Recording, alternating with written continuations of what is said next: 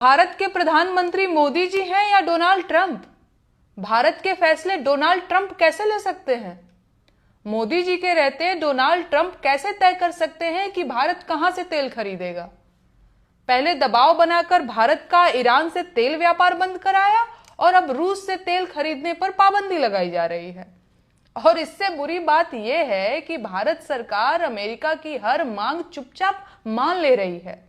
लेकिन इससे भी ज्यादा बुरी बात यह है कि ईरान और रूस दोनों भारत के अच्छे मित्र और कठिन समय के साथी रहे हैं। इनसे व्यापार बंद होने का मतलब समझ रहे हैं आप? भारत का और कमजोर हो जाना। ये यूएसएसआर यानी आज का रूस ही था जिसने पाकिस्तान से युद्ध के समय खुलकर भारत का साथ दिया था। उस दौर में अमेरिका पाकिस्तान के साथ खड़ा था, लेकिन यूएसएसआर यानी रूस की मदद से ही हम पाकिस्तान और अमेरिका को सही जवाब दे पाए थे। और आज भारत की सरकार अमेरिका के कहने पर रूस से तेल खरीदना बंद कर रही है। कुछ समझ पा रहे हैं आप? क्या ये साधारण बात सरकार नहीं समझ रही है कि अमेरिका भारत को अलग थलग कर देना चाहता है? फिर भी भारत की सरकार अमेरिका की हर मांग क्यों मान ले रही है?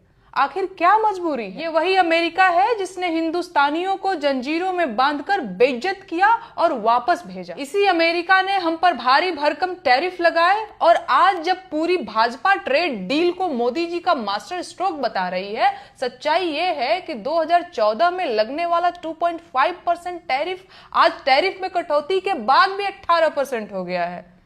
ये अमेरिकी टैरिफ है या भारत की महंगाई? भारत किससे व्यापार करेगा, किससे तेल खरीदेगा, किससे हथियार खरीदेगा, अपने प्रोडक्ट किसे बेचेगा, ये सिर्फ और सिर्फ भारत तय कर सकता है, कोई और नहीं। और अगर भारत ये खुद तय नहीं कर रहा है तो मेरा यकीन कीजिए भारत की बागडोर गलत हाथों में है। गुलाम भारत में भारत के फैसले लंदन में होते थे। मोदी जी के भारत में भारत के फैसले अमेरिका ले रहा है। ये विश्वगुरु बनने के लक्षण है या गुलामी के? आजादी से पहले गुलाम भारत में ब्रिटेन मैनचेस्टर के कपड़ों को बढ़ावा देने के लिए भारत के कपड़ों पर भारी भरकम टैक्स लगाया गया था, जिसने भारतीय बुनकरों की कमर तोड़ दी थी। ढाका का मलमल उद्योग पूरी दुनिया के मलमल का बेताज बादशाह हुआ करता था। वहां के बुनकरों के अंगूठे कटवा दिए गए, लेकिन लंदन के कपड़ों को भारत में लगभग बिना टैक्स के भेजा गया। इन विदेशी कपड़ों ने भारत के कपड़ा उद्योग को तहस नहस कर दिया था और भारतीय उत्पादक, निर्यातक और कारीगर, मजदूर सब बर्बाद हो गए थे।